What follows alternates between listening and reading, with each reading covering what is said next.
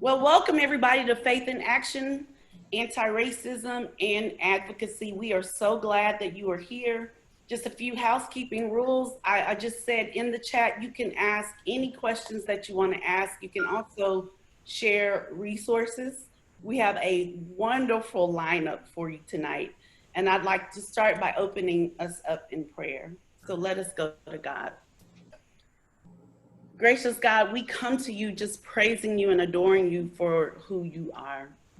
We come to you thanking you for your grace and for your mercy. Holy Spirit, guide us during this webinar. Help ignite a passion in us to continue to live faithfully, to seek justice, and to pursue peace. We love you, we praise you, and we adore you. And our goal, God, is to meet what you have asked of us. And that is to love you with all of our heart, soul, and mind, and to love our neighbors as ourselves. It is in the precious and mighty name of the matchless one, Jesus Christ, we pray. And everybody said, Amen. Amen. Amen. Amen. Well, go ahead, Rezolia. No, go ahead, Christian. I just want to thank Rezolia. First of all, I want to thank Rezolia for the opportunity to do this. It was her brainchild. It was her infinite wisdom that was imparted by God to hold these conversations and to gather the initial to gather the initial participants, the initial panelists, to talk our way through systemic racism, understanding it, and how we can act faithfully as believers in such a time as this. And publicly, thank you, Rezolia, for doing this and for continuing the conversation and continuing to hear the call of the community to continue these conversations and to dig deeper into each of the segments. So thank you. Thank you. We are stronger together. Yes, indeed. Yes, indeed. Well, today for today's conversation, I wanted to go through what it means to be an advocate, my personal journey, as well as those that I'm connected with. And a little bit later on in the conversation, I'll be introducing you all to the participants, several of our colleagues who are in the work on the ground in DC and here and back in Dallas. Some really good community organizing work, some good advocacy work in the places of power that has successfully moved power in the direction of progress.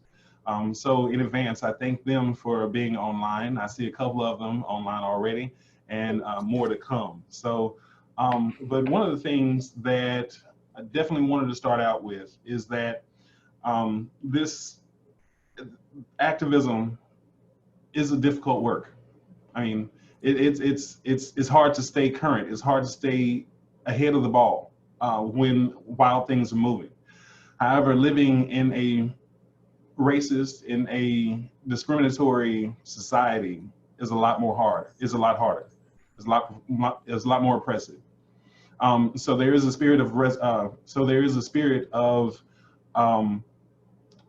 resilience that must come with it. That does come with it. Rezolia, did I lose you? I think I lost Rezolia. But one of the things that we have that the United Methodist Church has developed is a advocacy guide, a resource guide that pretty much walks us through. That pretty much walks persons through civic engagement, what it means to be civically engaged, and the biblical mandates and the United Methodist discipline mandates that go along with it, and how to use the toolkit in order to walk your way from formulating your story and owning your story of activism and what you'd work with, or what issues you work on, as well as step-by-step guides on how to visit with decision makers and planning a prayer vigil and other information as well.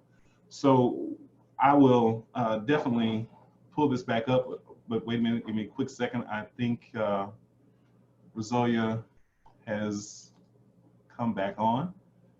Let's see.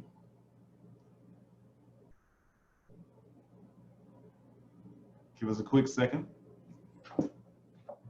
Hey, I'm back. Welcome back. Thank you. I was just explaining to him the resource guide that the General Board of Church and Society has developed in order to help people understand what it means to be activism, or what it means to be an activist, what it means to be an advocate from the faithful perspective. And I was going to share that right quick before you and I start discussing what we've done, how we've come to this point, that kind of thing. Does that sound good? Absolutely. Okay. So for those who are interested, you can go to umcjustice.org and type in the search bar, Creating Change Together, and you will pull up this toolkit that we have for creating change together. It's a toolkit for faithful civic engagement. And we have a general statement from our current General Secretary of the General Board of Church and Society, Reverend Dr. Susan Henry Crow. And then within the contents of the toolkit, you'll see what it means to live our faith. As Christians, we are called to reflect God's reconciling love to all we encounter. And goes on to further explain that in detail, highlighting different persons within the Bible, within our Christian narrative, and then how has your faith inspired engagement in the society. And we have a couple of different testimonies from different Episcopal leaders and pastors. And formulating your story, how you come to know what you know, that you know, and so forth. So I would encourage anyone, United Methodist or not, to go and pick up that resource and look through it to see how best you can move from acts of charity into the actions of advocacy. So, Rezolia, you haven't got any questions? We want to talk for a little bit before we start inviting our panelists on? Yeah, I just want to say that, okay, I'm trying to get all of this together. So one of the reasons I've been an advocate for a long time behind the scenes. So this being, out in the public and doing it is different for me. But it was, like I told you, Christian, it was one of those things that the Holy Spirit just kept saying, what are you going to do? What are you going to do? And I'm doing stuff. I came, was that in March that I came to DC and we talked to some members from Congress. So been doing the work, but God was calling me to do more and to use, the little bit of influence that I have to help educate people about what's happening in our country. It was so horrific. It was like, I have to do more. And of course, with Christians' help, I've been able to do that. So just advocacy in all forms seeks to ensure that people, particularly those who are vulnerable in society, are able to have their voice heard on issues that are important to them, to defend and safeguard their rights, to have their views and wishes genuinely considered when decisions are being made about their lives. And for so long, there have been decisions made for us. There are systems in place that keep us from living that whole and liberty and justice for all. So my work in advocacy didn't just start, but just coming to the forefront and being a leader in that. I just really want, my main goal really in life is, to give God glory for everything. And knowing that in that scripture in Matthew 22, 37, when it says, love the Lord your God with all your heart, soul, and mind, and love your neighbors as yourself. And then that last part where it says, and on this, you can hang all the law and the prophets. So it's kind of like, if you're not loving your neighbor, then you can hang everything else up. And I think a part of loving is trying to dismantle and deconstruct racism, which prevents that love from happening. So anything that I can do to help people understand that, and actions that we can take together, we are stronger together, actions we can take together to dismantle and deconstruct that is, what my life is dedicated to. We all have a calling in our life. I'm glad you brought up the theological point, the theological aspect of it, because we all do have a calling over our lives to love God, to love ourselves, and to love our neighbors, I would say better than ourselves. Right. Because some of us have problems loving ourselves truly. However, that disdain or the contentions that we have with others are emblematic of our own selves. Absolutely. And how we love ourselves. But just as Isaiah said, just as the prophet Isaiah, after years of his issues and whatnot, he finally turned to God and said, "Here I am, send me."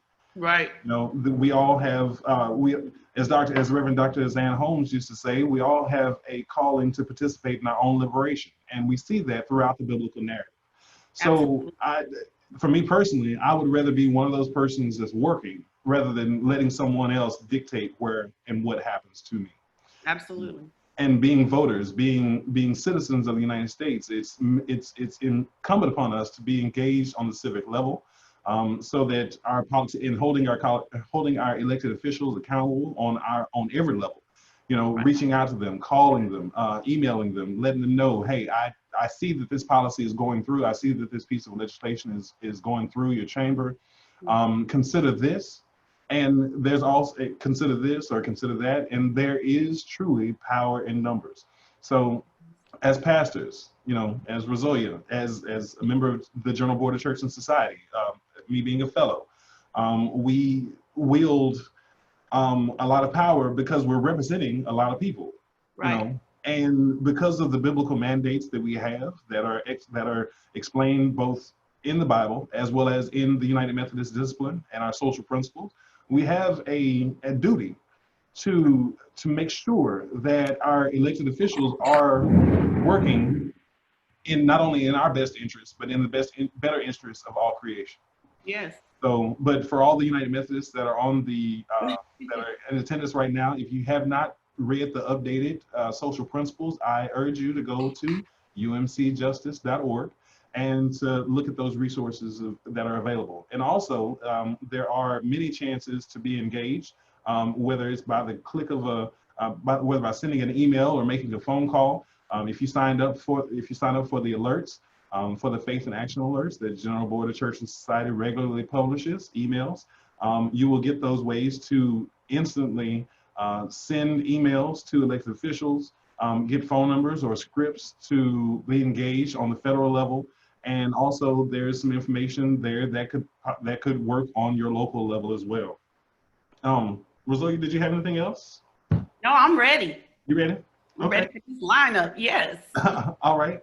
Well, without further ado, just want to go down the line here and invite Reverend Jeannie Ree Moore.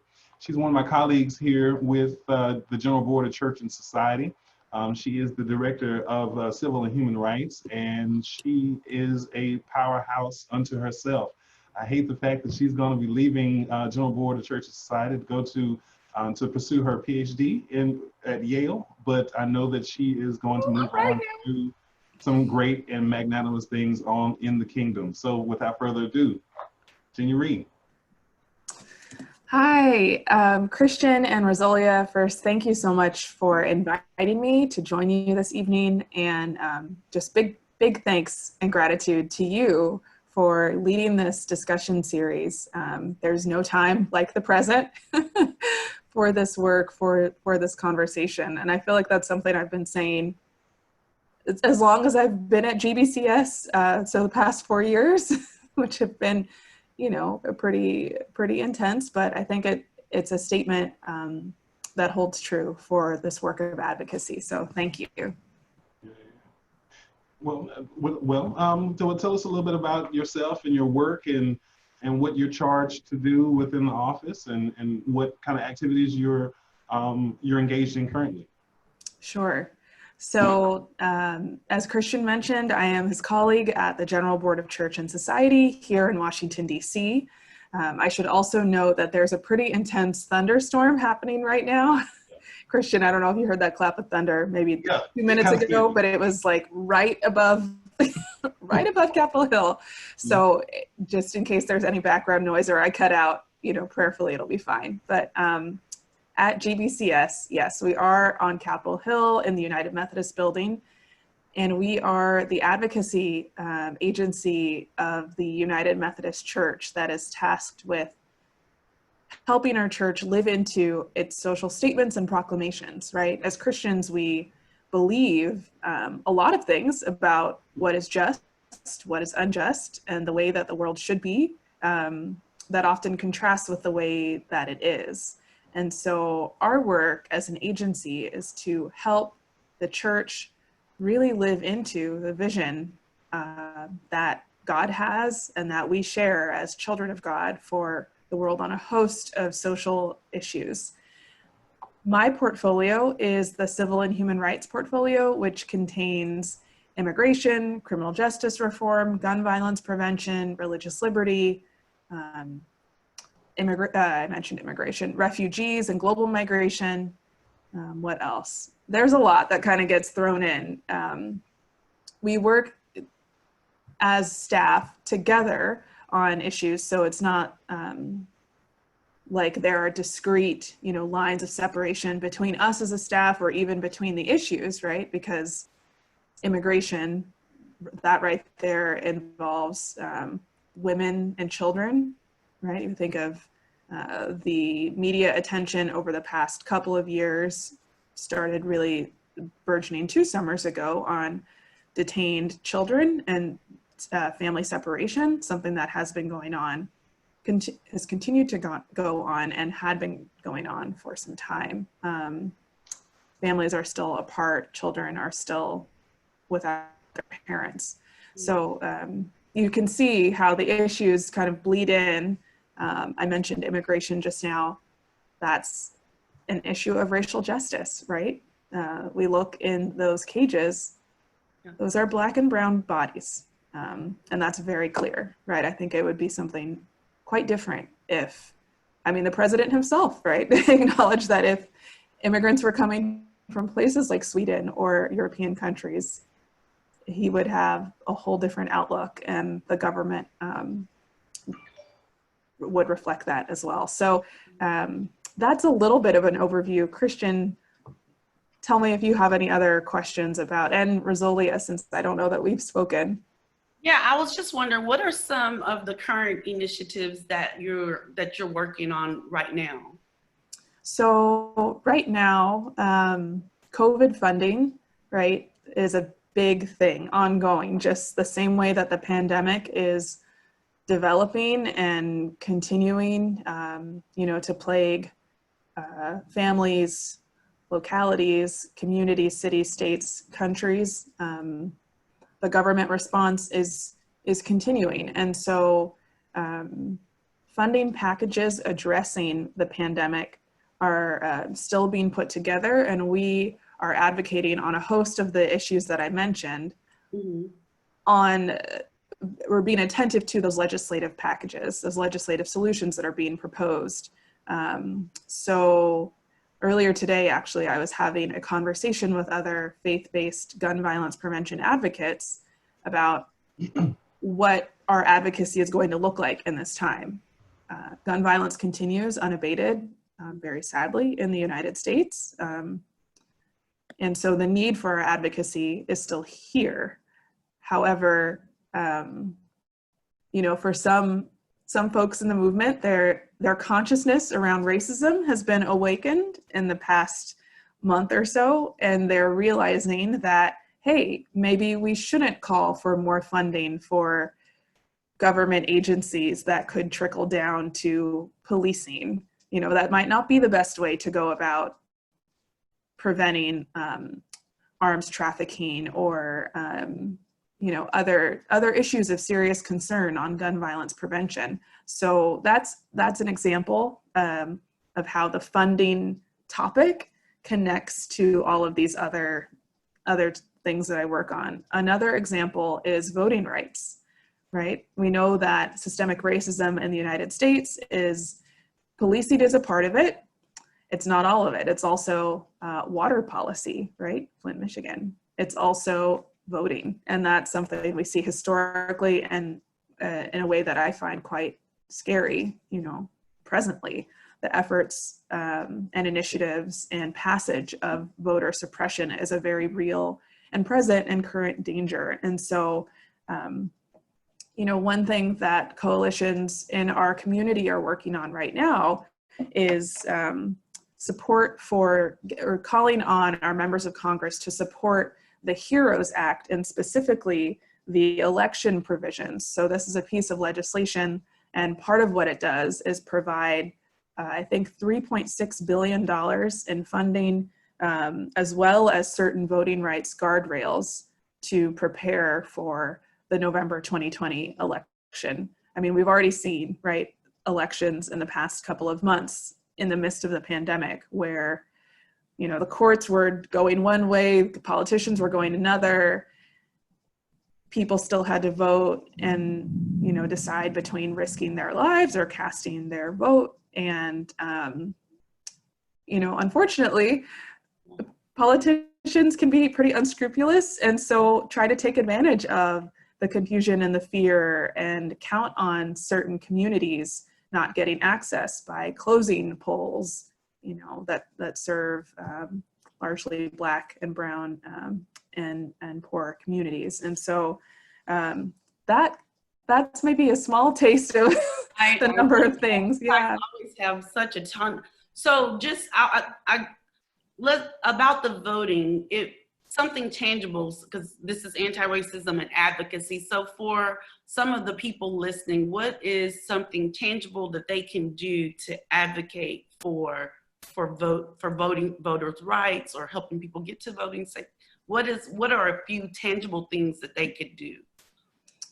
Thank you for asking that. Tangibles are always great.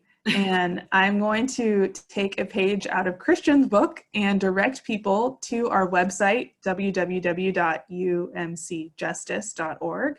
You'll find at the top an action that you can take. And the action is let me pull it up actually right now myself and look at it. It explains the issue and the need for, you know, advocates like us to rise up and call on our members of Congress to support free, fair, and safe elections. And what you're able to do is enter your information and send a message to your members of Congress. I would encourage you to follow that up with a phone call. If you don't, thanks, Christian. It looks like Christian just posted it in the chat. Great. And right, to follow up the letter or the email with a phone call, if you don't have the congressional switchboard in your phone as a contact, I encourage you to make it one, so that'll make it easy. And that's something you can do right now. And I will, after I pull it up, I can type that in the chat as well, so that people can go ahead and make that contact and call them every day.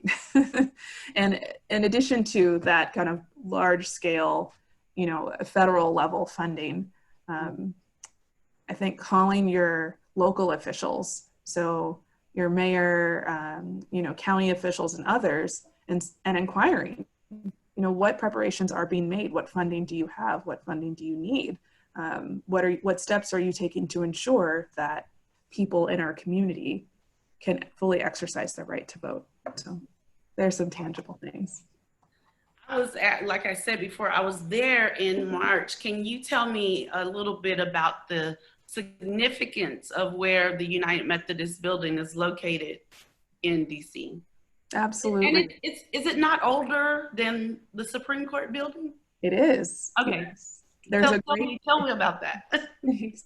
Yeah, there's a great aerial photo that we have from the early 1920s of Capitol Hill, and the United Methodist Building is there, and the Supreme Court is not, because the Supreme Court used to have its office in a different part of the Capitol. It was not that building, which is beautiful, the Supreme Court, which is marble and white and, you know, very classical and imposing looking, hasn't always been there. So Yes, the United Methodist Building, I believe, was founded in 1923 or established in that location in 1923. It is the only non-governmental plot of land on Capitol Hill. So everything else is the government and really the seat of government. We're right across from the Capitol building. We're directly across from the Senate and just up the street from all the House buildings. So, and as you mentioned, right next to the Supreme Court as well, adjacent to the Supreme Court. So that landscape, I think, is a really good reflection of how the United Methodist Church historically and continuing sees itself, as well as the role of faith more broadly. Because our building, the United Methodist Building, it's not just an office building for us and other United Methodist agencies, including the General Commission on Religion and Race, GCOR, United Methodist Women also had an office, may still have an office in our building. But aside from the United Methodist Church, there are offices for the Episcopal Church, for the Presbyterian Church, for Islamic Society of North America. It's really an interfaith space. And I think that is truly reflective of, you know, how the United Methodist Church understands the role of people of faith and goodwill. We are to engage. We are to be active citizens. We are to, as Christian was saying, you know, love our neighbors, and civic engagement is a major way that we do that. And one of the things that I appreciated about my tour of the building when I first got here was that Clayton Childers, he said that the United Methodist Building was established to keep a watchful eye on America's democracy. So that's always stuck with me. And you know, for this space to be an ecumenical or a interfaith space, it means the world to be here. It means it means a lot to be able to work in this space and also be able to be connected to this space. And I'm grateful that the United Methodist Church has definitely held on to it, and it is a place for where a lot of good things have happened and will happen. So yeah. Yeah. Would you share a little bit, Christian, about what happened on, was it yesterday? What the, you know, if both of you all could share a little bit about your experience of being there and how, you know, there's so many protests that happen like right there, literally like almost every day. So can you all share a little bit about your experience in being that close to, you know, the hub of so many political protests? Oh, yeah. Jean, you want to go first? Go ahead, Christian. Oh. I'd love to hear what you have to say too, because you're newer than I am. You know, this is all still fresh. Yeah. Well, when I first moved here in September for this fellowship, I didn't realize how close in proximity everything was going to be. And to know and to have pulled up in front of the building, in front of the United Methodist Building, to see the Capitol building right across the street and the Supreme Court building literally next door. That blew my mind. And John Hill, one of the Assistant General Secretaries of GBCS, said that there comes a time in most people's DC life that the glimmer, the shimmer, the excitement of DC wears off. And it's that point in time in which that is time to move on. I certainly have not lost that. have not lost that. Even though I'm living in the United Methodist Building in the apartment side of the building, during the fall, I kept my windows open just to get fresh air in the building, in my apartment building, that kind of thing. And like clockwork, 7 o'clock, 8 o'clock in the morning, sometimes 6:30, I'd hear the protesters outside in front of the Supreme Court getting ready or like vocally voicing their concerns and their positions, you know, in front of the Supreme Court. And there has not been a day that has passed where there's not been some kind of activity out there. It's honest, I geek out. So yeah, it's been a good experience. but I will share yesterday, I think this is where Rezolia was trying to get me to go. Yesterday, there was a gathering of Black Lives Matter, a gathering of people, like it was an intercultural group of people that were standing outside of the Supreme Court on the 4th of July, having pretty much having a cookout. They had the music going, they had a couple of grills going, food was being given away for free, people just enjoying, the day on Capitol Hill. And there was a caravan of motorcyclists and trucks that drove by that were waving the American flag and the Don't Tread on Me flag and the Blue Lives Matter flags. And they were flipping off and calling the participants of the gathering the N-word, and other things. Later, come to find out, they had done 2 rounds past the Supreme Court. But I was talking with one of the Capitol Hill police officers that guards the Supreme Court, and they said that Metropolitan Police had actually pulled those people over and given them tickets and done some other things that he couldn't go into or what have you. So it's good to know that out of all the policing agencies that have jurisdiction over DC, they were able to squash or to contain that bit of racism. And it's quite honestly, it's emblematic of the condition of our country, right? There's an us versus them mentality that's happening. There's a history of racism that has infected our country since before its founding. And I can't help but to look to the resiliency of the ones who are willing to stand their ground, continue cooking, continue celebrating, continue living, and continue moving in the way of justice and calling others into the work. Yeah, absolutely. Did you want to comment on your? She's like, no, I'm good. No, I think I would just add that Christian did a great job explaining the excitement, also the reality of where we are. Advocacy, attending protests, organizing protests, press conferences, all of that is our day in, day out work. And when something becomes your work, it is what you do. However, things like what Christian just shared about, negative protests or counter protests, as well as, sometimes protests that take you by surprise or demonstrations that are really unique or stop you in your tracks, those continue to happen. And I think it's so important because it engages those of us who are in the movement, not just as those who are constructing it, but as people who ourselves need to be engaged and touched, and I'm grateful that continues to happen for Christian. That does continue to happen for me too. What drew you to the work? So I got involved in an anti-death penalty situation when I was in seminary in Georgia.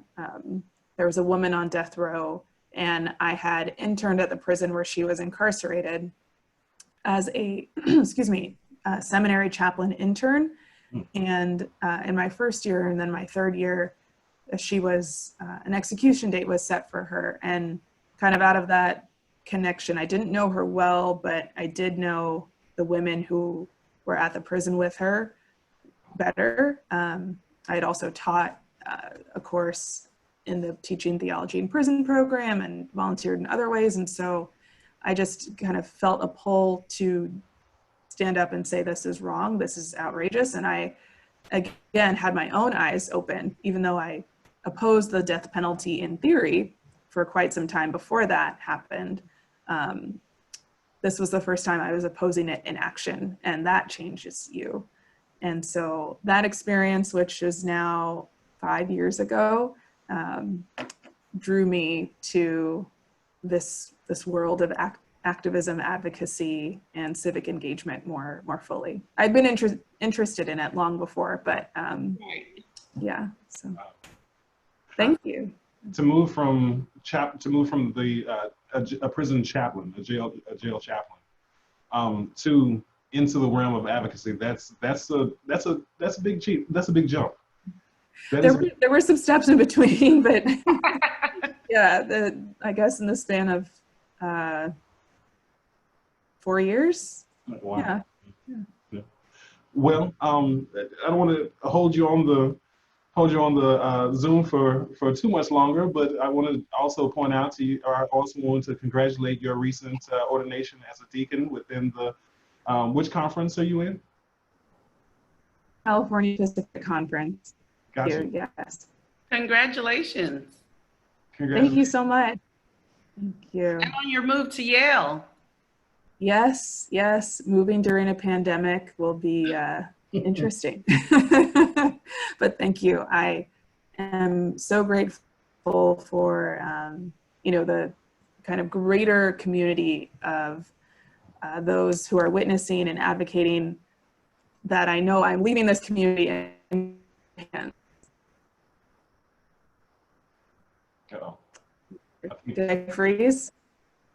Just a little bit. A little bit. Okay. Well, that's all right. I was just saying, even though I'm leaving, I know I'll be in good hands. Yes, indeed. Well, Jean Marie, thank you very much for coming, talking with us and sharing with us about your work. And yeah, I will see you tomorrow morning during staff meeting. Okay.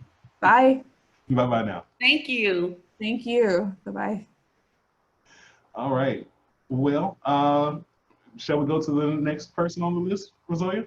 Absolutely. All right. Well, without further ado, I have one of the Washington Interfaith staff community members here in Washington, D.C., who will be joining us.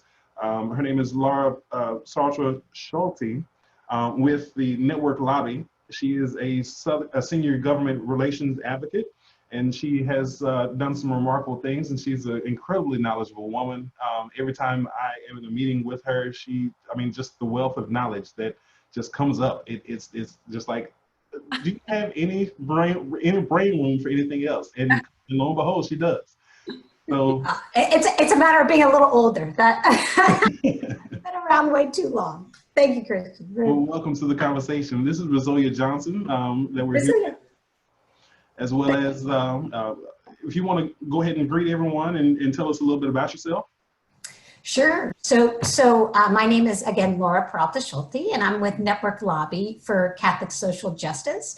And Network has been in existence from the early 1970s. There was a change in the Catholic tradition in the 60s. And so we were actually founded by Catholic sisters who were moving out of more cloistered lives and always doing the work in schools and in providing services or working with folks in poverty. But they really decided, like, if we are going to make a change, we need a structural change. To really change the laws. So we were set up in the 70s, and I am not a Catholic sister. I say I work for Catholic sisters. And so, we have a portfolio that is called Mend the Gaps. We do a lot of work on economic justice. So that includes everything from healthcare to tax policy. It's nerdy, but it's actually one of my favorite issues. We do criminal justice work. We do a lot of immigration work. Many of the issues that Janie Reed was talking about, democracy, voting rights, are all issues that we work in community with to try to make some progress. Gotcha. Well, the one question I do want to start out with is that, what does it mean to be an ally in this anti-racism movement that we're seeing developing even more so in past years? I just want to affirm, Christian sent me the earlier presentations that you did.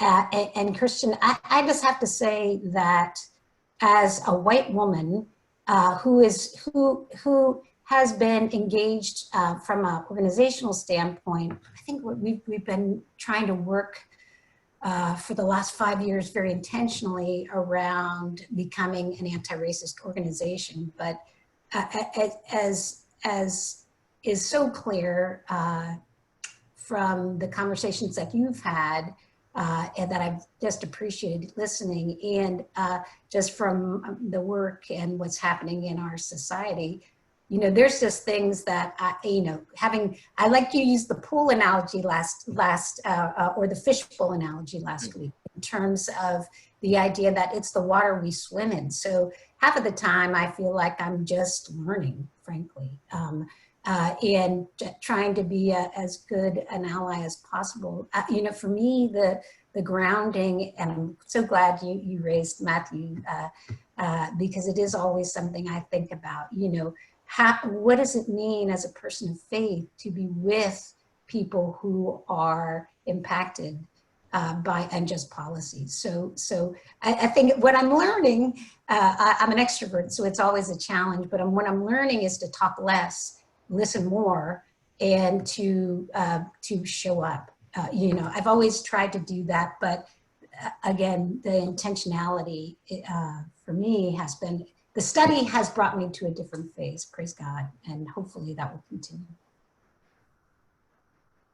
Rezolia, did you have any questions? Yeah, I was going to ask you, so Network Lobby, can you tell our listeners more about what that is and what you do, what kind of initiatives are taking place? And okay. And also, why, let me ask you this first. Why do you feel like it's not an anti-racist organization? Let's start with that. We will start there because that is where we have to start. I am not sure how much your listeners are aware of the history of the Catholic Church. It is not unlike the history of so many Christian traditions in the United States that has been grounded in both a theological standpoint and in a lived reality of deep structural racism. You know, there are some work that's going on right now in some congregations, sisters congregations, in some orders, to really take a look at that history.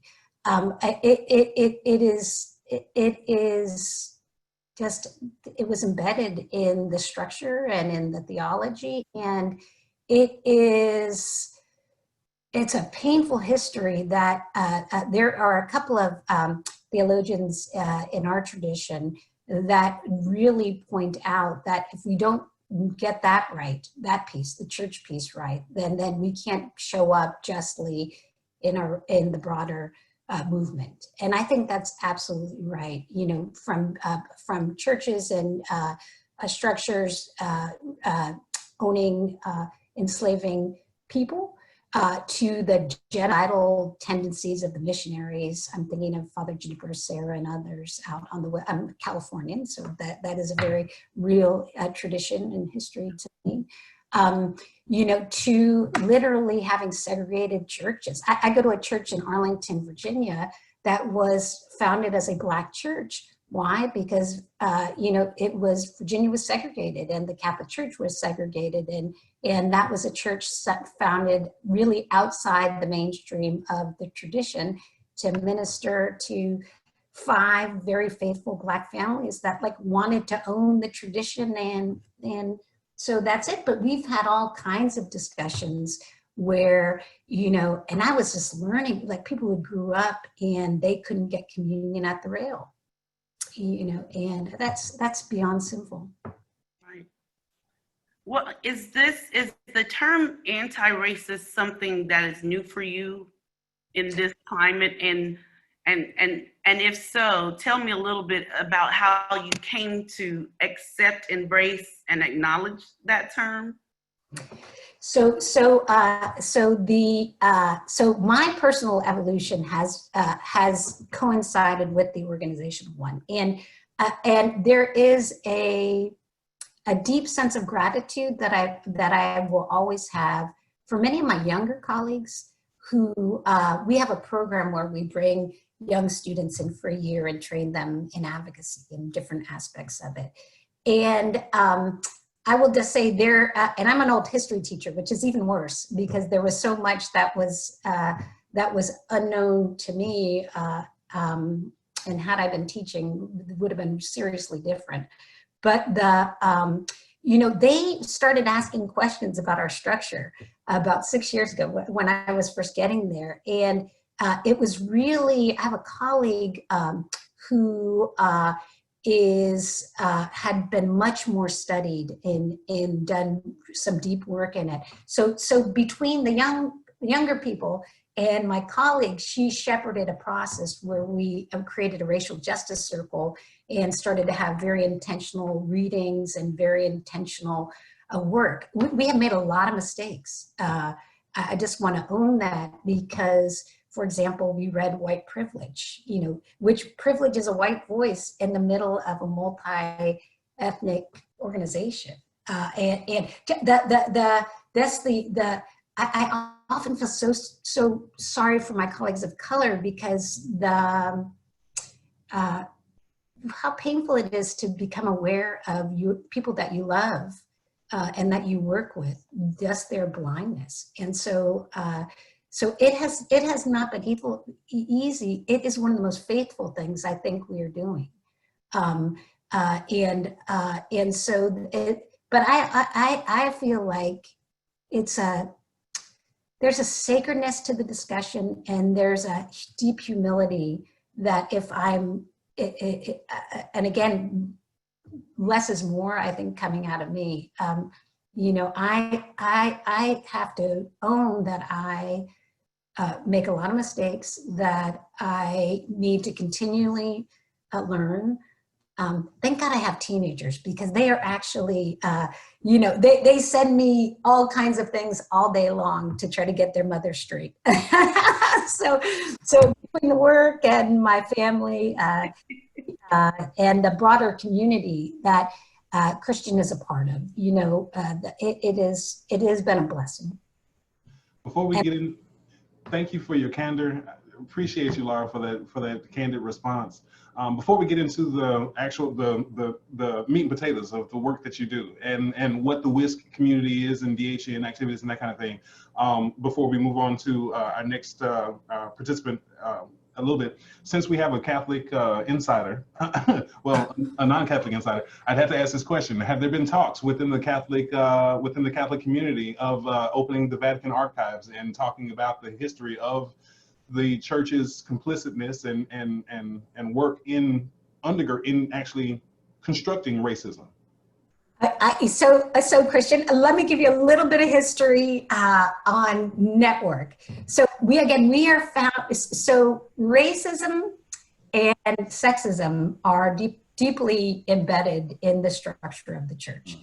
So as since we were founded by nuns who are considered lay people in the tradition, we often refer to ourselves as the stomach acid of the Catholic Church. So we kind of play an outsider role, calling our church structures to live into justice. So that is a very real reality. So I don't work for the U.S. bishops. I work with them all the time and try to encourage them to take certain actions. From our perspective, the more that our history is looked at, the more deeply we can heal. We are a nation and a church that needs to heal. And so I think if you were talking to our sisters or our folks, the idea of opening up the Vatican and owning the role of the church in colonization and in subjugation of people and deaths, and that we would be all for it. I think where we are leaning into as an organization is more to try to push our bishops into a deeper conversation about racial justice in the United States. And, we have been pleased that the Jesuits are starting to look at some of their schools and, owning their history. Catholic sisters need to do the very same thing, because sisters have a very deep history of racism and exclusion of Black Catholic sisters. So the work is real. I think a lot of us are definitely for it, but again, we are not the institution. Gotcha. Well, thank you for that. I had to throw you a curveball there. Yeah. So can you tell us about the legislative, about the current work that you're doing, like what you're doing within WISC, and explain what that is, and also how others can be engaged with you in that work? Sure. So, and I'm so glad that our colleague Jeannie Ray was just on in terms of talking about democracy and other issues, because everybody right now is focused on the only train that's going down the tracks, and that is, what is happening in COVID. What we know is that the Senate is beginning to work on the next package. I was talking to some Hill staff today on the Republican side who are still telling us that they are looking to finalize the next package by the first week of August. So for anybody listening, what that means in Washington talk is, we have 4 weeks to make sure that the good pieces or good piece of legislation that we got in the HEROES Act move forward. So that is the voting piece, some of the healthcare pieces. I tell you where my work, Christian, has been most intense lately, because it is really where maybe some of the, there are not as many folks working the issue in our community as in maybe some of the other issues, is the economic justice piece. And we know that people, there's an astronomically high unemployment rate right now, particularly in communities of color. We know that even if you haven't lost your jobs, there's so many people whose hours have been reduced, wages have been cut. And as folks want to say, is they need cash. They need cash and they need relief now, not later. So there is a proposal that we are working on, both with Democrats and Republicans, to try to make sure that there's a second cash payment. If we could have them going on until the end of the pandemic or until recovery, that would be great. It doesn't look like that's going to happen. But we want to make sure that there is another round of cash payments. We want to make sure that the exclusion that was put in the last bill, the CARES Act, that cut out our immigrant sisters and brothers, is fixed. So that if you are in need, people generally get access to it, and brown immigrant families are not excluded. The longer term piece that we're really working hard on is, we know the recovery is going to take a long while. Best reports coming out of all the economic indicators is that even at the end of 2021, we're likely to see extremely high unemployment rates. So what we are trying to do against structural change is we are trying to get in this package change to 2 tax credits, the child tax credit and the earning of tax credit. Unbelievably, where so many of the wealthy, if you want to have a racial frame on it, wealthy white inherited money, complains about their taxes that they do not pay. On the other end of the spectrum, you've got millions of people who are literally taxed into poverty every year. Taxed into poverty every year. So we're trying to make sure that in this country, nobody is taxed into poverty. That disproportionately helps folks that are struggling at the bottom. And we have a provision that was in HEROES that will reduce child poverty by 50%. It's expansion of the child tax credit so that it is fully refundable. That disproportionately impacts low-wage workers. It disproportionately impacts Black and brown families because of the exclusions that they've had in the economy. And so again, we're looking for structural changes. So those are between the cash payments for now and the refundable credits for taking effect next year. We think those are the kinds of changes that will be game changers. Well, that's awesome. Yeah. I mean, one of the things I'm like, we can't just accept the charitable solutions for structural problems. Amen. Amen. Amen. So can I do a confession? So I come from the other side. My road to advocacy has been a long one. I started on the commercial side, working for a big company, very attracted to the power and the gamesmanship of DC, because it is intoxicating. And I know fully well, and that's why we are working so hard on it. The other side puts so much money behind the process to get exclusions for really wealthy people. And so, you know, that is a structural problem as equal to the structural problem on the other end, which is there's barely a consideration for people who are struggling. So it's really a two-pronged structural problem. We got to make sure people who are wealthy are actually paying taxes, and we've got to modify the you know, to make sure people are lifted out of poverty. So is I'm sorry, I had to give a confession. I'm grateful for that. I mean, I've seen a lot of people actually move from the corporate lobbying to advocacy because they realize just the sinfulness and the money that goes through lobbying, you know, for corporate interests. And now that Citizens United is on the books, you know, we have businesses that are labeled people, you know, on the same level, and they are getting more of a preference than actually we the people. So yeah, thank you for that. Yeah, when Amazon is not paying taxes or Netflix, there is a problem. Yeah, especially, yeah. Say no more. We can have a conversation on that for 2 hours just on the song. Yes. So Laura, is there any way that people can get connected with, any way for our viewers to get personally connected with you or see or to be engaged with the work that you all are doing? Sure.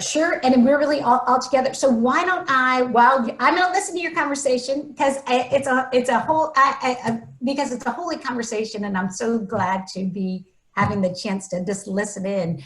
What I'll do is let me look through some of my materials and see if I can't put something into the chat box. Okay. There will be action, Twitter storms, and ways to reach out to the right folks. I got to say, the Methodist, your church has a number of folks that are on the key committees, lo and behold. And I know you're from Texas, Christian, and Mr. Cornyn sits on the most important committee and can make this happen. So to your Texas friends, you know, contact about being faithful is really strategic. Yeah, most definitely. Mr. Cornyn probably knows Christian by now. I know some of the staffers do. Visits, calls, staff member, yes. Christian has been a gift to our community and is very modest when he is saying, you know, that he's participating in these groups. He's been active, and there is not a time where we're in a meeting where he doesn't say something profound and his gift. So. Amen. We have a question in the chat room. What is being done to make sure that the payments are being received by all people? And you may or may not know. No, that's been a big issue because it is an issue that the government is kind of making up as it goes along. So what you should know is the IRS really hired an outside firm to help them get those checks out the door as quickly as possible. But the assumptions that upper middle class folks make is that everybody has a bank and that and everybody has an address. So there has been a lot of intentionality as we looked for hopefully a second payment, and the president has said that he too would like a second payment, to make sure that everybody gets access. So they're looking at using potentially SNAP, the way that SNAP benefits are given out through debit cards as a possibility. There is a lot of intentionality. I'm not working on that. We're just trying to convince members of Congress to make sure people get a second round of cash payments and maybe make sure people are not taxed into poverty. But that is being looked at. And again, I can look for something to put in the chat. Thank you. Well, Kristen? well, Laura, we thank you for your time, and Thank you. thank you for the gracious affirmation of the work that I do. Sometimes I talk and don't even remember what I say, so thank you. Well, I do. So thank you. And thank you both for this conversation. It was it's good learning coming in, and I look forward to following you in your work. Thank you. Thank you. All right, Rezolia. Well, let's see. Uh-oh. Who do we have up next, Christian? Let's see. I think Is Reverend Robinson? yeah, we have. I think I actually just took Laura out of the conversation altogether. So hopefully she'll be able to log back in.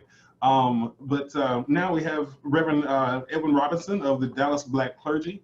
I'm going to pull him into the conversation here. He's been an advocate and been a force in my personal life as it pertains to activism in Dallas and even here in DC. So here he is right here, the man with many plans. Hello, Reverend Robinson. How y'all doing, family? Doing well. How about you? What's going on? Oh man, you know, I'm just being black in America, man. So I'm trying to just stay alive and keep a smile on my face. That's all we got, right? That's all we got. We keep on kicking and keep on doing what you're doing. Tell us a little bit about what that is. What are you? What do you have going on, Reverend Robinson? Oh, doing so much, but I think in particular, you know, we started a civil rights organization, which is pretty dope. Black-led, Black-centered. Just been kicking it with these, you know, 9 other really cool Black pastors in Dallas, and we decided that we just wanted to be pastors everywhere instead of just being pastors inside the 4 walls of our church. And so we got busy kicking it with each other about 2 years ago, and you know, we just help amplify what's happening in the ecosystem, you know, and I think that's what pastors are supposed to do. Use our power when we can, and use our influence. And when people listen to us, it's good because usually it helps the people. So that's what we're up to. Where are you? Are you a pastor in Dallas? No, well, I'm in Dallas, but I'm not a pastor, like of a church or anything like that any longer. The world is your parish. You know, look, I can't say that because, you know, people got to choose their pastor, so I ain't gonna force myself on people.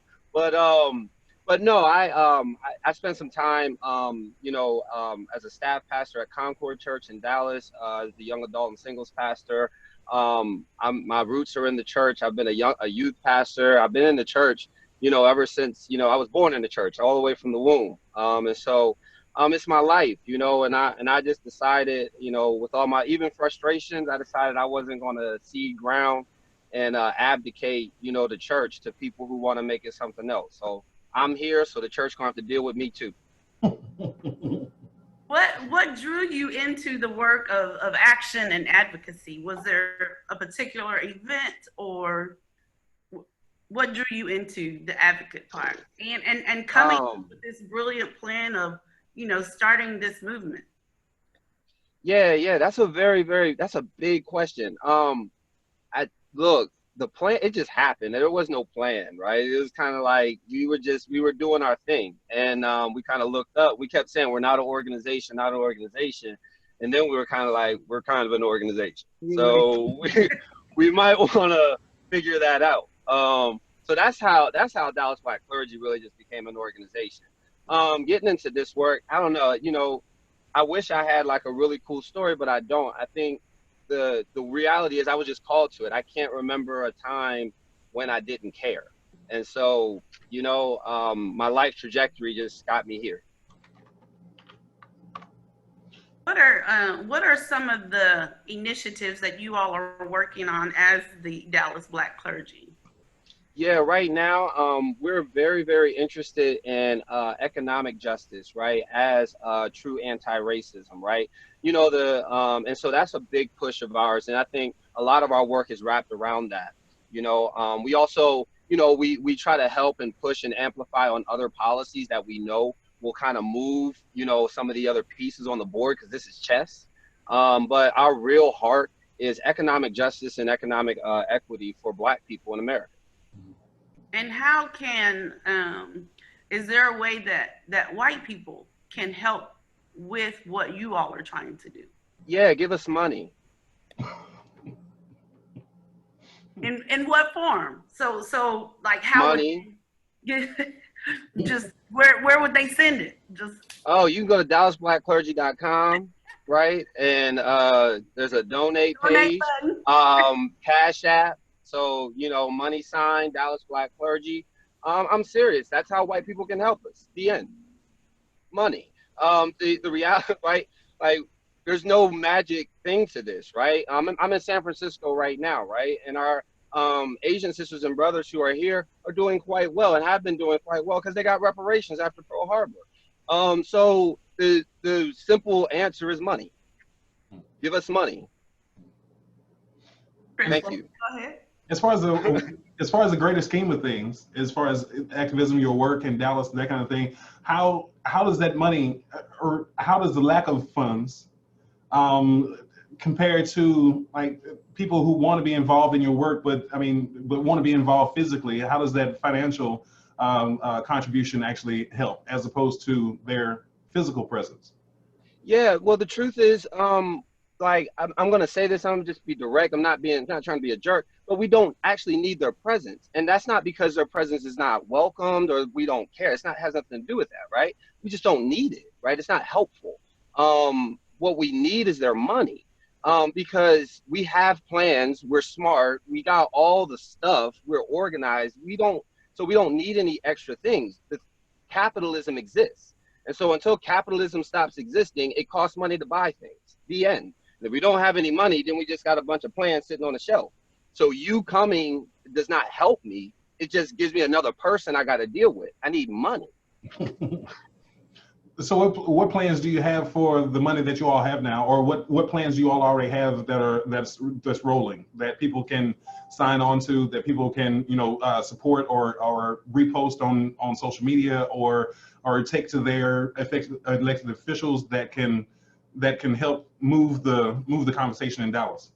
Well, I'll say in Dallas in particular, and this is not just Dallas Black Clergy, this is the ecosystem. And so we're going to amplify this, all the organizations, Mothers Against Police Brutality, in defense of Black Lives Dallas, so many other groups. I'm going to blank. I started calling names, and you know how that goes. But look, there's so many organizations in Dallas, and right now we've all agreed on these 10 new directions for safety and justice. And we're pushing for to defund the police in Dallas and refund the people. Right. At the end of the day, it's still the same. Like, we can pass all the policies we want, but if there's no money, it's just like kicking the slaves off the plantation. And then what do? Right? We ain't got no money. You worked this for years. Now we can't function in your education system. You won't let us vote. We can't get a job, and we just supposed to make it, right? So this is the point, right? We need another reconstruction in America. And sincerely, if white people really want to help, and I'm dead serious, I'm not saying not do no anti-racism trainings and all that sort of stuff. I'm not saying none of that. But I'm saying, if you about to drop a couple grand on a consultant to come and teach you some history, you should make that same contribution, if not double that, into Black organizations that are moving policy. Because at the end of the day, anti-racism training is simply, anti-racism work is policies and systems. So that's that. Gotcha. Well, thank you for that. We have a question in the group, in the chat here on Zoom, that can you briefly explain what defunding the police looks like, or what that movement is? Yeah, it's defunding the police. It's taking money away from the policing budget and putting it into all of the other budgets that need money. It's just that simple. It's not, and I say it that simply because sometimes, our American language, right? Like we create complexity, and this is not to this person, this is just all of us. We create complexity where there is none, right? This is a very simple ask. If we're spending the great deal of our tax dollars on policing, then that means that we are a police state. That means we are a military country, right? The former Soviet Union, right? Their second in command was the Minister of Defense, right? That's why, because they spent the most money on defense. If that's what we're doing, then that's what we are. So what we're simply saying is we don't want to be that. You shouldn't want to be that either, because that makes nobody safe. Ask Russia. So We want to move money away from policing budgets. Policing budgets should be dropped way down. We can move money into things that are proven to raise the economic status of everybody in the community, which automatically lowers crime. Police won't have time to respond to dumb Karen calls because they'll be dealing with real crime because there won't be as many of them, right? And so that's really what it is. I think Martin Luther King stated the three of the worst systemic issues in our country were poverty, racism, and then militarism. So speaks to what you're talking about with the militarism. So absolutely. And look, capitalism exists because we all like it, right? So let's just all, you know, if you didn't like capitalism, you'd be off the grid. The people who really don't like capitalism don't do capitalism, right? The rest of us like it. So as long as it exists, then it's simple. Wherever we're spending the most money is where our priorities are. And in a city like Dallas, where we got 60% of our budget on public safety, which something like 60% of that 60% is policing, and we got like 10% of our budget going to things like community centers, libraries, public, all that sort of stuff. Well, then we've already decided where we want to put where we put our intention. So it doesn't matter how many nonprofits we have. It doesn't matter how many good words and how many plans and how many cool things any of our politicians say or anybody tries to put forward, until we actually move money away from the policing budget and put it into the things that we know create public safety, then this is going to be a fight, you know, because it's for the people. And it's for the people. And that's what Jesus would do. It kind of reminds me of the scripture, Matthew 6:1 is where your treasure is, that's where your heart will be too. And this is a matter of the heart. You know, it's a matter of the heart. The love that people have for each other goes back to the Matthew passage that we talked about earlier, loving God with everything you are, loving others, neighbors as yourself. It's a matter of the heart. And where your treasure is, where's the money? That's it. That's it. So and that goes, and I would say the same thing as we're going to elections in your local cities. Yo, you need to be asking your politicians what's their budgets, because no matter what they tell you, it doesn't matter. Where they're spending their money is where their priorities are, period. So they can say whatever they want, but if ain't no money for it, it don't matter. Break it down for us, Pastor. So what's on the horizon for Dallas Black clergy? What are y'all looking to move into? What are y'all looking to? What's the next thing? I don't know if there's a next, man. It's just a continue, I guess I would say. You know, our website, we have a 2020 agenda that we been working on for the last 2 years. We've actually almost accomplished it. That's prophetic. You know, actually, I actually need to update it because, you know, the monuments have come down. So, you know, that's one of the things. I think there's only one more thing on that agenda, and that is a living wage for everyone. And we're probably not going to get that in 2020. Won't get that to the legislative session. But then we also have a 2024 agenda on there. I can't remember it off the top of my head, but if you go to the website, we've just said, we're going to ensure that our people get what they need to survive, and Black people get what they need to survive, because somebody got to look out for us. So one last question. How important is it for people to go and participate with City Hall's meetings and to link up with their elected officials and to constantly hold them accountable? Yeah, it's vitally important, right? You know, all politics is local, and that's not something you should say in passing. Like, people really need to preach that as, like, you should get that tattooed on your body, right? Like, the truth, all politics is local, right? It really is. And that is not to say we shouldn't vote in our other elections, but how you vote in your federal election should be only a reflection of how you're voting in your city council or you know, whatever your local government is. It should be a direct reflection of that. And so it's just that important. It affects everything you do every day. I never say this to my friends, but I realize, like, I'm on phone calls. It's not to say anything of me. It's just to say how important it is to be in relationship with your public officials.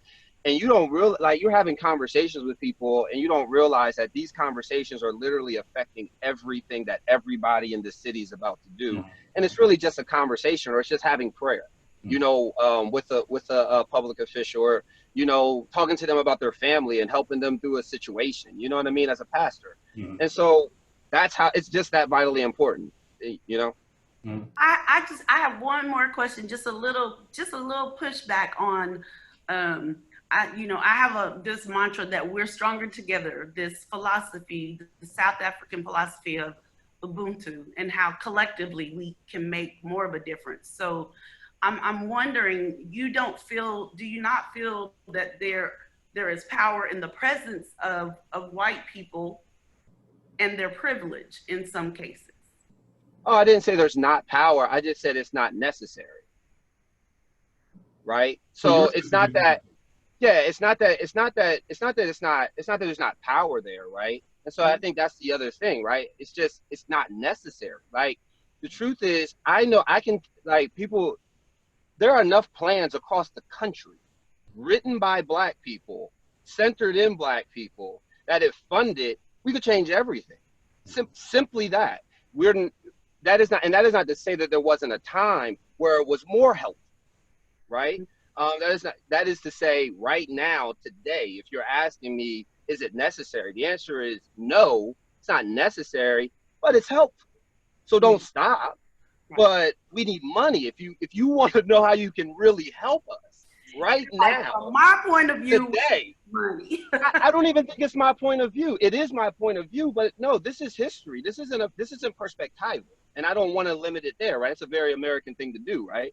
I don't want to make it perspectival. I think it's just the history says it. We're at this point in the movement where if we don't have significant investment in the political action committees that we've started, if we don't have significant investment in Black banks, if we don't have significant investment in HBCUs, if we don't have significant investment in Black civil rights organizations, if we don't have significant investment in Black schools, like, we'll get all the policy, but then the white people will be like, see, we're done, and then we'll be broke. And so we won't be able to put anything into place.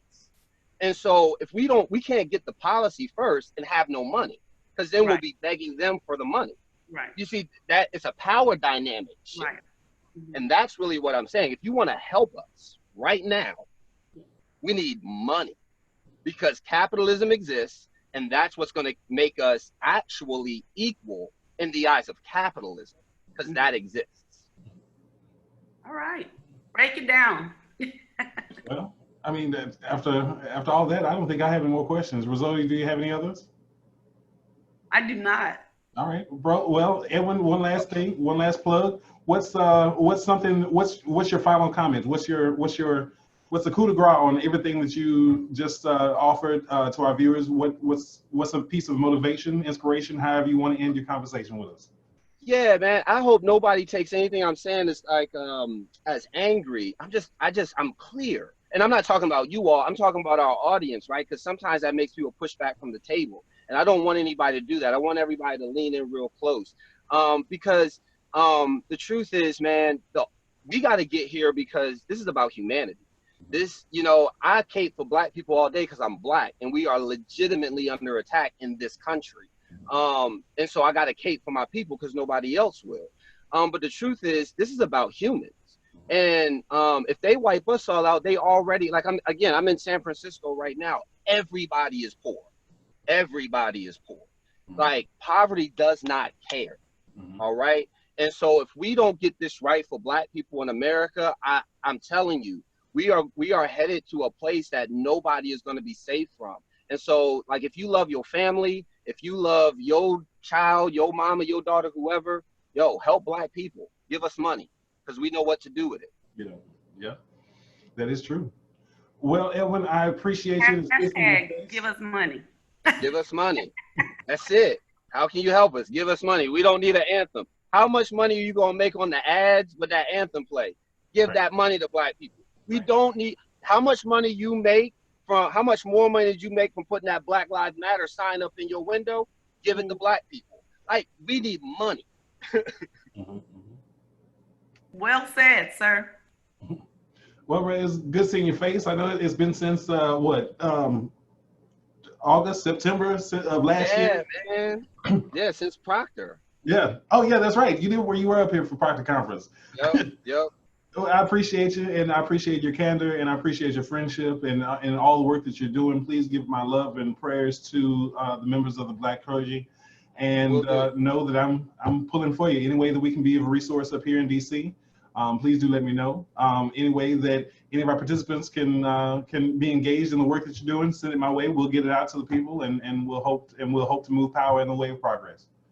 Absolutely. Yo, and send Christian and Rezolia Johnson a Cash App, because they're taking the time out of their schedule to curate these informational sessions for all of you. So do not be spiritual gluttons, and don't do the sin of Adam and Eve, knowing just to know, but sow into what they're doing, because Black people need money. Bless you. Bless you for that. I appreciate it. I appreciate it. Love y'all. All right, now. See you later, everyone.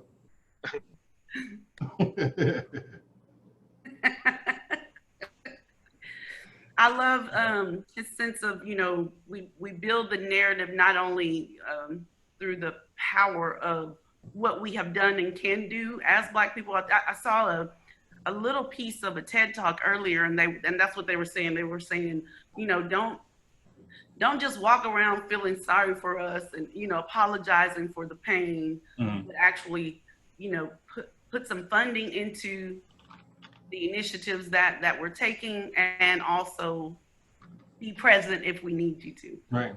Yeah, I mean, because he did have some good points. I mean, he had all his points were good. There is no movement with the way that our current systems are set up, with the way that our political system is set up. We see that the one who has the most entertainment value wins the elections. We see the ones that have the bigger war chest when it comes to campaigns. They win the elections. So that's the same way the policy moves. That's the exact way the policy moves. Those lobbyists, they go into Capitol Hill, they promise all kinds of different things to the elected officials and kickbacks and that kind of thing. Well, I mean, what happens? We got to change something. Got to change some systems. Yeah. So, wow, I'm wow. So you want to move on to the next person? Yes. We're going to Reverend Murray. Yes. I'm inviting Reverend Robin Murray to the conversation. She is with Faith in Texas. She's an organizer with Faith in Texas, a local organization that does really good work as far as immigration advocacy and police reform. And I'll let her explain it more so, because my brain is all over the place right now, especially with the conversation we've had. So welcome, Robin. Tell us about you. Hello, thank you so much for having me this evening. So I'm a community organizer with Faith in Texas.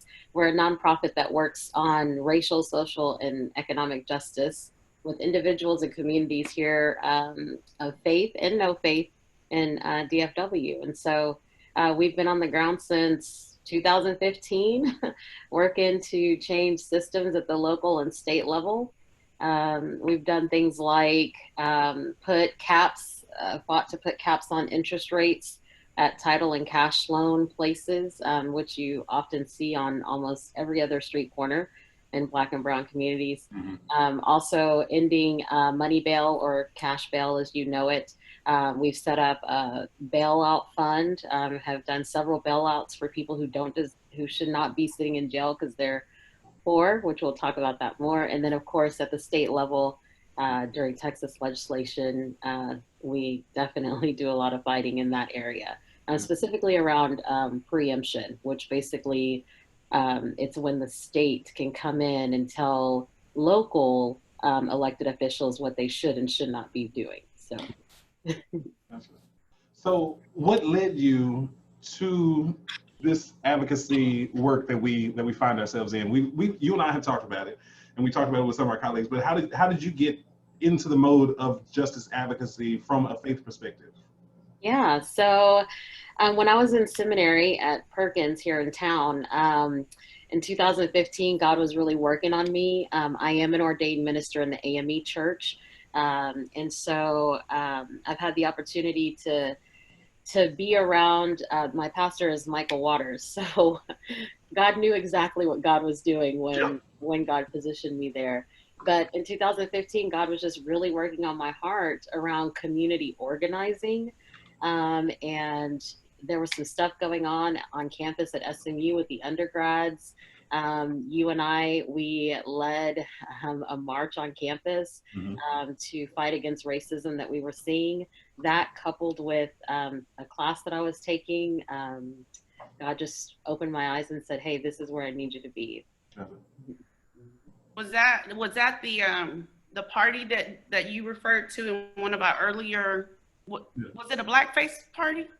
Yeah, it was. It was a party hosted by two of the fraternities on SMU's campus, two of the white fraternities on SMU's campus, to dress up in stereotypes.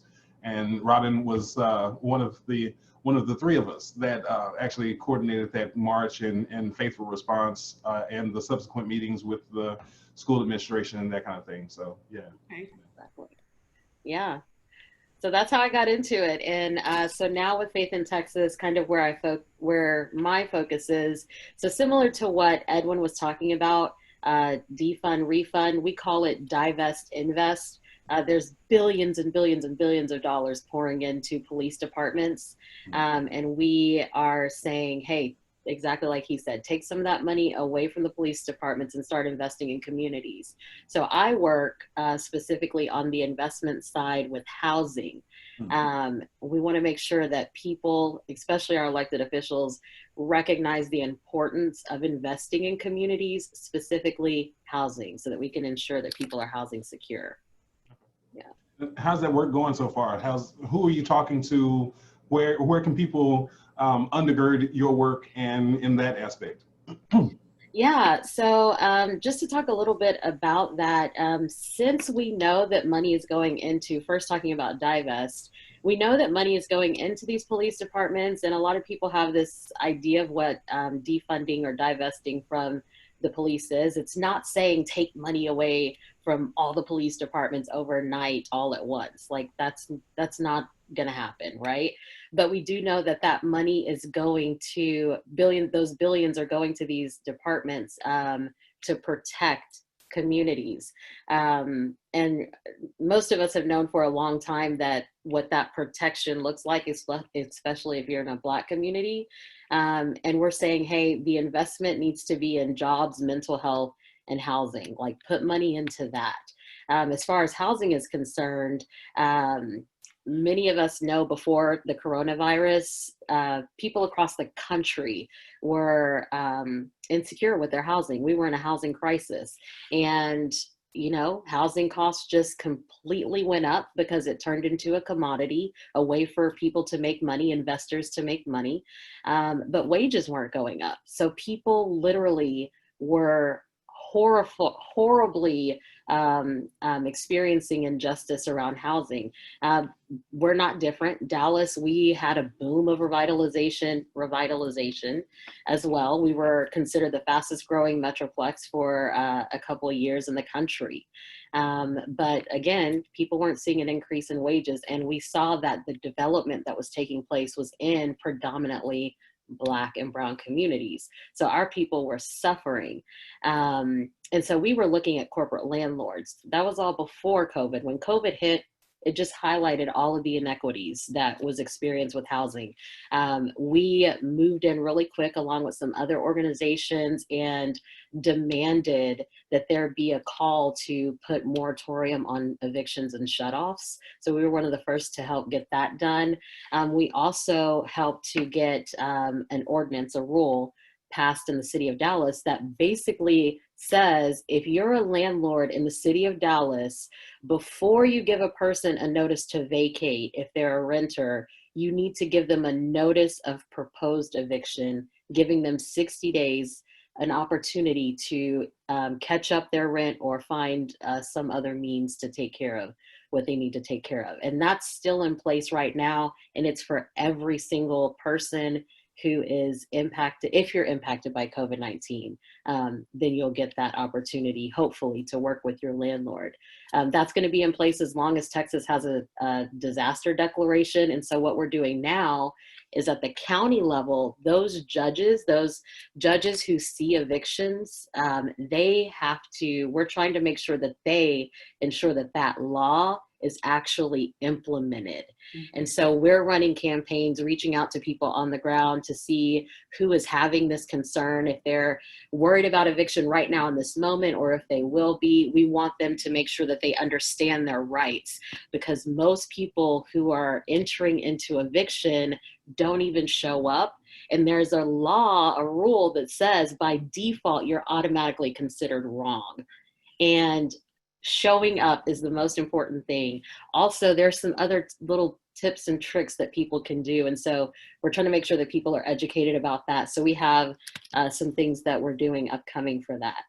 And then there's this larger thing about access, right? We want to make sure that people have, if you look at the bigger scheme beyond this, people need access to safe housing.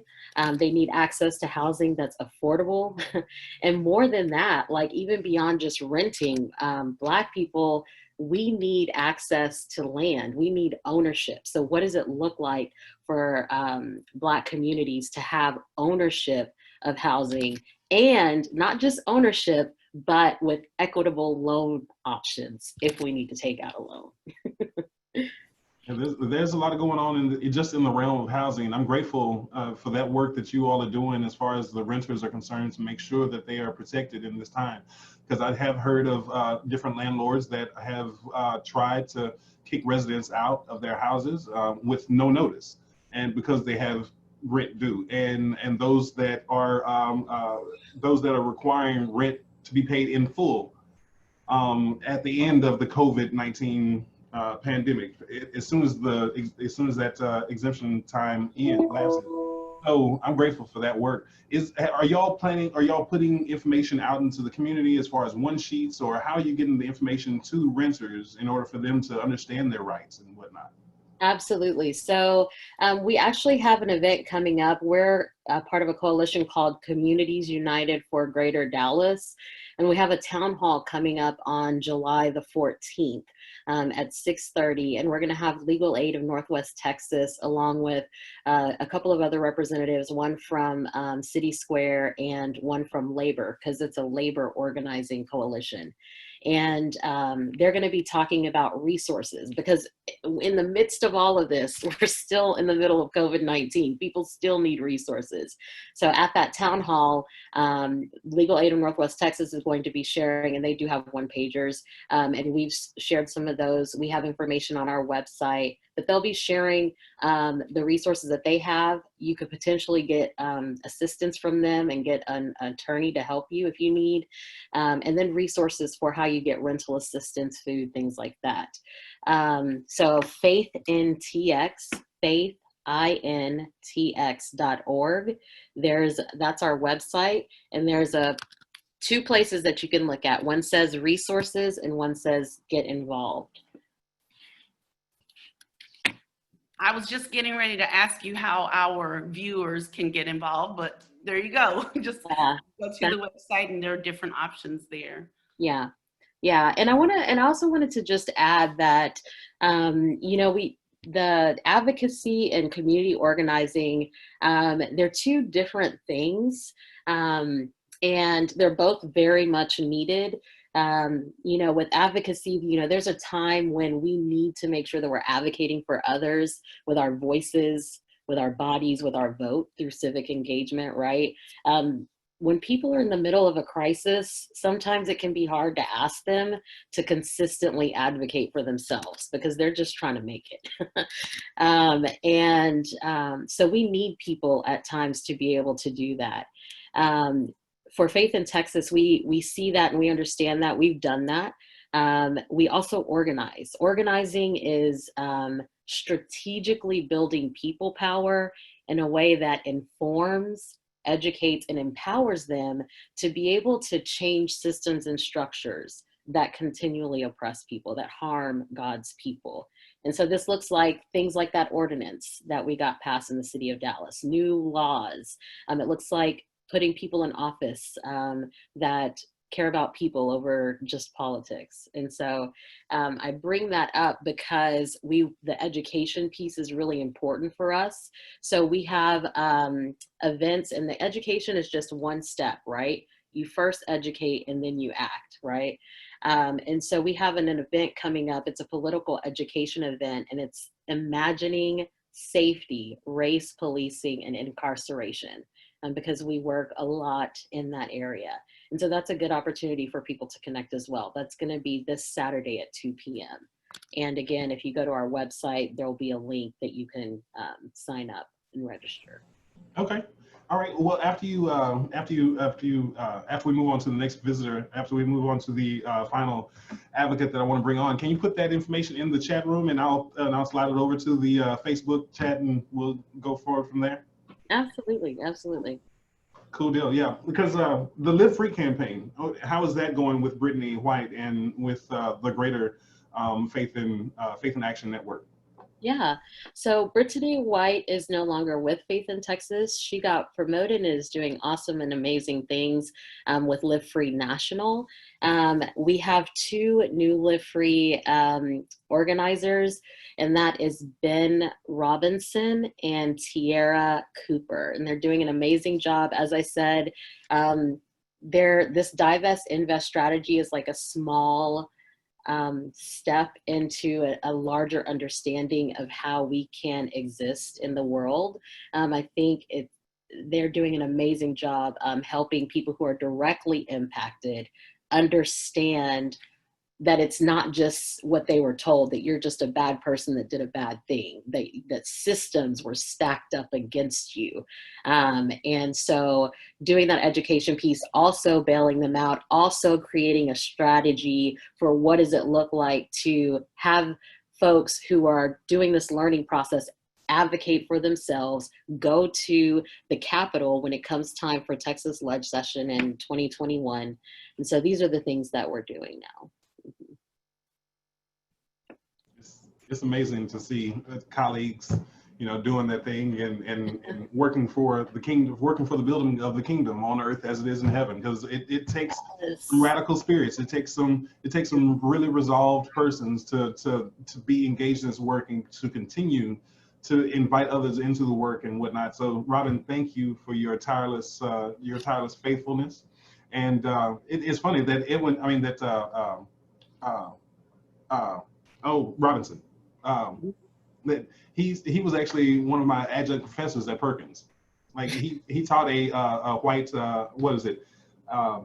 It was a class on colonialism and Christianity.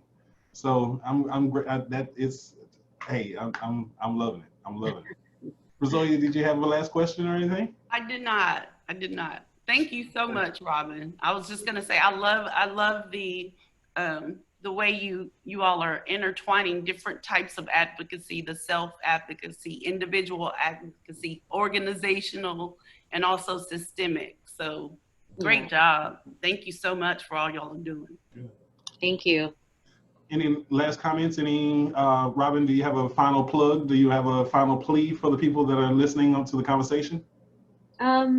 Yeah, I'll just say one thing that I think about a lot as I think about my faith in this moment is being a Black person in America, as Edwin said, for me, I feel constantly attacked. I feel my husband being attacked. And there's just this level of like communal sin that exists in racism and the systems of white supremacy. And I'm constantly wondering, how are we going to be redeemed from this communal sin? And for me, what's really important is human dignity and worth. So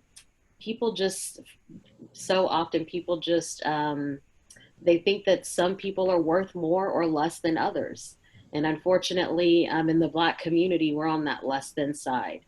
And I think one of the things that I would ask people to do, especially if you're a Christian, is if we really see people in the image of God as we're supposed to, then that means that we need to see their inherent worth and dignity as a person that has been created in the image of God. And so, you know, faith is seeking understanding. And so I think that means understanding ourselves as well. And how are we growing in the process to create this different world, to be freed from this communal sin. So just encouraging the people to constantly be seeking out how we, I'm a part of it too, y'all, how we can grow and really see people in the image of God as they were created. Gotcha. Amen. Well, thank you for being part of our conversation, and I look to see you hopefully sometime soon before Jesus comes back. Hopefully I'll be back in Dallas before then. All right now, bye-bye. Well, Rezolia, we got one last person on the list here. You ready ready for the final one? I am. All right. I'm bringing to the table a gentleman that I just recently came to know that from Texas Impact, a Texas organization that is based in Austin, and they do some amazing work. And once we get his video up, I think he was having some problems with the there we go. Here he is right here. And here. Switch his background off because I'm not sure about this lighting, but hey, thanks for having me this evening. This has been a great conversation. I think I'm gonna have to work on my lobbying skills to try not to go last next time because I feel like everybody else is taking all the good answers. Well, we appreciate you for coming on, and I'm pretty sure that you're going to have some new information for us. I saw that you had up before the sanctuary background that you have on right now. You had the GBCS, the General Board of Church and Society front on your as your background. You like that? I thought you might enjoy that. Yeah, I did. I was like, wait, are you out front? Do I need to go let you in the building? I'll put my mask on when you come near. Well, tell us about yourself and the organization that you're with, Scott. Sure. So I'm the outreach director for Texas Impact, which was founded in 1973, originally as the legislative arm of the Texas Conference of Churches. And the Texas Conference of Churches no longer exists, but Texas Impact has continued to grow and expand. We now have almost 60 board members representing different mainline Christian, Muslim, and Jewish denominational bodies, including all 5 United Methodist annual conferences in Texas. And so those board members come up with a consensus legislative agenda every other year, leading up to the Texas legislature, which many of your listeners will know meets every other year, the odd numbered years. And so we have an advocacy team that are registered lobbyists that will lobby on behalf of those shared social concerns in the Texas Capitol. And as the outreach director, I work to equip Texans of faith and congregations and religious leaders to be effective advocates, building relationships with their legislators and lobbying and advocating on behalf of the issues that we work on. All right. Well, so what are some of the initiatives that y'all are gearing up towards since like the Texas legislature doesn't open until next year? But what are y'all working on now? So 2 things right now that I would highlight. This is the time of year where we would typically be preparing our legislative agenda and getting ready for session, but this is a crazy world that we're living in right now, having to do everything remotely. And so what we are stressing during the interim is the importance of building actual real-life relationships with your legislators and with your district offices. Our theory of the case is that it's important to raise our voices, it's important to protest, it's important to do all of those things, but if we want to make legislative change during the session, we have to have a relationship with our legislator in their office, and we need them to understand that as people of faith, as church leaders, as congregations in their district, that we're an important partner for their work. And so whether we agree with them all the time or whether we disagree with them a lot of the time, it's important right now that we're actually building real relationships. We've had several of our legislative engagement groups and members who have scheduled Zoom meetings with either the legislators or their district offices. And what we're asking for now is to start the conversations that we hope to be able to come back and visit with them about once the session kicks off in January. This month, we're encouraging people to start the conversations about the state budget. There are many who are predicting that there will have to be enormous cuts because of the way the revenue is coming in right now. But we're stressing that that's a choice the legislature will have to make. It's not a foregone conclusion that we have to make cuts to healthcare or public education or any other priority issues. That's a choice they're going to have to make, and we hope that they'll make a choice to do something else, right? So we're wanting to start listening to what they're hearing, what they're thinking, and start to set the groundwork for the conversations we'll have in January. So number one is building relationships. Number two, y'all, right now is about voting, right? And we're a public policy organization, and we're going to equip you to do advocacy work. But right now, especially in a COVID-19 world, we need people of faith thinking about voting. And so we've launched a Texas Faith Votes campaign. You can find that on our website, texasimpact.org. It's right there on the front page. And there are 3 key components to that campaign. Number one, we're encouraging people to pledge to vote. We have a Pledge to Vote campaign that we can link or you can find there. But we're asking Texans of faith to pledge to vote based on 4 priorities: health infrastructure, immigration reform, climate, and non-discrimination. And we're trying to create a list of thousands and thousands of Texans who will make that pledge. So as the elections come near, we can tell candidates for office that X number of people in your district, X number of people statewide have taken this pledge and will vote, that they prioritize these issues and they'll vote. And then we'll have volunteers follow up to make sure that those people actually show up on election day. So we're asking people to make the pledge to vote, but also in a COVID-19 world, we need to make sure that people are voting safely. And so we're encouraging congregations to recruit congregational vote by mail captains. We have some of your members who might be listening who have taken on this pledge, but we're looking for congregations to think of creative ways to encourage people to vote by mail. And so I know one of your active members, their congregation is still meeting online, and the seniors in the church, they're sending a DVD every Sunday so they can watch it at home, and they're putting a vote by mail application in that box to make sure that those folks are applying to vote by mail. Other congregations are calling everybody over the age of 65 to ask them if they need to hand deliver one of those applications to their home, right? And so some folks over 65 would say, well, I like to go vote on election day. Well, that's cool, but we might be in the middle of a pandemic. So whether or not you feel like it's safe for you to vote, we want to make sure the lines are short. We've seen in some of these primary voting states that they've had to get rid of voting locations, and some because poll workers don't feel safe. So if we can get as many people over 65 as possible, or 65 and older, to vote by mail, it'll make election day safer for everybody and help try to make shorter lines if the pandemic is still rolling in November.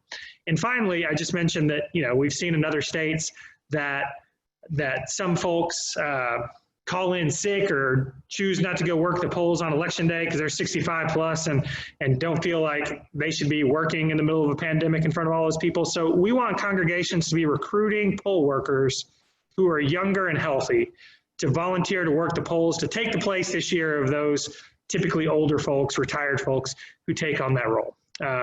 So visit your legislators, participate in Texas Faith Votes, vote, vote, vote.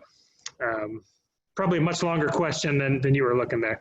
That was perfect. That was perfect. I mean, because it gave people a rundown of the activities, of the initiatives that y'all are working on, and also it called them into the work, called them into what you all are advocating for.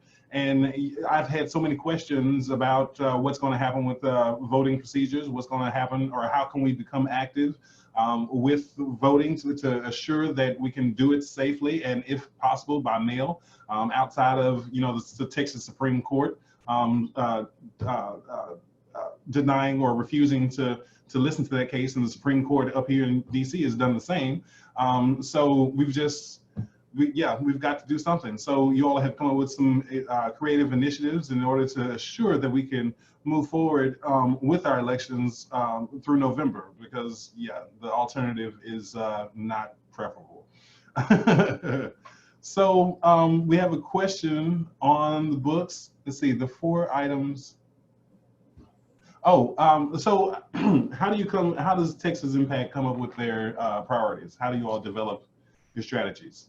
So every other year, we have a board retreat where all 50 or 60 board members get together for a couple days and look at priority issues that we can all agree on. And so you can find our list of priority issues on our website, again, texasimpact.org. And the goal is that we find issues that all of our different denominational bodies can agree on. And so number 1 is what can we agree on? And number 2 is what do we think will actually be issues that are hot or are moving this legislative session, right? And so I see the question in the chat was, how did these particular 4 make the voting list? Again, those are health, climate, immigration, and non-discrimination. We came up with those earlier this year, like in January or something like that, because we anticipated that those would be 4 hot issues both through the election season and into the next legislative session. Our board will start working in September to set that agenda for the next session. So if you have thoughts on that, I'd love to visit with you about it. My email address is scott@texasimpact.org. But the board will take a look at those in the September board retreat. And because we have a lot of United Methodists listening or watching, you can rest assured that it will look very close to the United Methodist social principles. All right, we have the United Methodist Women's Legislative event is one of the biggest events we do every year, typically a 3-day in-person conference during legislative session. We have a lot of United Methodists on our board, but they're going to have some hard conversations trying to figure out what a legislative agenda and what those priorities look like, especially now with everything going on. And so we have started conversations, and I'll just say as a white guy from Texas, I have to do a much better job of listening to my Black colleagues and clergy friends about what that agenda will look like in this world. We've been doing a weekly witness podcast series, which I host over the course of the last few weeks, where we've been scheduling clergy of different races from the same community to have a conversation about this world we're living in and what the response to systemic racism might look like. And a good friend of mine, Linda Davis, from the Houston area, Boynton Chapel United Methodist Church, said something that stuck with me. She talked about the police measure that the Senate was taking up, and I guess it started with, "We hear you." And her response was, "Do you really hear me? Are you listening to what I'm saying, and what are you going to do about it?" And I think as the board moves into that discernment process about what the legislative session is going to look like, we need to do a better job of listening and also looking at all of the public policies that we address through the lens of racial justice. Christian connected me with Christian Brooks, one of our Presbyterian church colleagues, for a podcast a couple of weeks ago, and she talked about this idea of looking through every piece of public policy through a racial justice lens. And so I've been asking the Black clergy who've been joining us for the podcast, what would you start with? Right? And it's amazing that I've now asked 4 or 5 people and they all have a different answer, right? Everybody talks about policing, but some have talked about public education, and some have talked about housing, and some have talked about Medicaid expansion. And so I think the answer is all of them, right? But those are conversations we're starting. I'd love to hear your thoughts on it. Again, you can reach out to me by email, and I'd love to visit with you about that. How do you all choose your board? So we don't choose our board. The denominational bodies send them to us, right? So the bishop equivalent in United Methodist world, the bishops would send us the board members. And so if folks are interested in that, I guess you can start lobbying your bishop for when one of those slots comes up again. How often do they come up? Is there a term limit, or they just? There hasn't been. That's again the discretion of the judicatory leader. Okay. And so if folks are interested in that, shoot me an email too. We can have that conversation as well, off video. Scott, you have pretty much hit every question that I was going to pose to you out of the out of the park. And Rezolia too, we were just chatting amongst ourselves, was saying, look, I mean, you've pretty much hit it on point. So what Christian? Here. No need to kiss up today. Well, I mean, hey, I guess great minds think alike, I guess, I don't know. But like for the most part, how has your experience being an ally in this moment been affected by the need of others to be anti-racist? Does that make sense? Say a little more. What are you looking for? How you do justice work? You've been doing this for a while, and we consider you an ally. At least I do. I consider you an ally in the struggle towards racial equity, and anti-justice work. Anti-racism work. How do you see yourself, or how do you see the expansion of anti-racism work from an ally's perspective? Yeah, it's been, I'm just gonna be honest, man. It's been hard over the last couple of weeks because I think white allies, I would like to think of myself as having my stuff together on this, right? But I got on the podcast last week corrected by Danielle Ayers from Friendship West Baptist Church in Dallas, because I think I phrased the question as in regards to people of color, and she came back and said, "Hey, this isn't about people of color. We got to talk about Black people right now." And so I've been trying to find opportunities to have those uncomfortable conversations and ask how I and how we can do better. And for a lot of us, I think, because we're advocating for Medicaid expansion and public education and all of these things, that we think we have all of the answers and we think we're there, but we need to recognize that we all, white folks, still have work to do on this. And so I'd encourage the white folks listening to take some opportunities, just be vulnerable and have some conversations off air with some friends. And read all the great resources out there, but recognize that we are all falling short on this. And so we all have some personal responsibility to take, but we also need to do a better job of looking at public policy through a racial justice lens. It's not just about expanding Medicaid in Texas, but about doing that work. I'm looking at the questions online, sorry. Yeah, yeah, she is still on the board. Darlene still is on the board, yeah. Yeah, she's a member of our Advocates for Justice group as well. So yeah, Darlene is very active. But Scott, thank you very much for your candor and for your and for your organization's work in connecting people of faith to advocacy in Austin.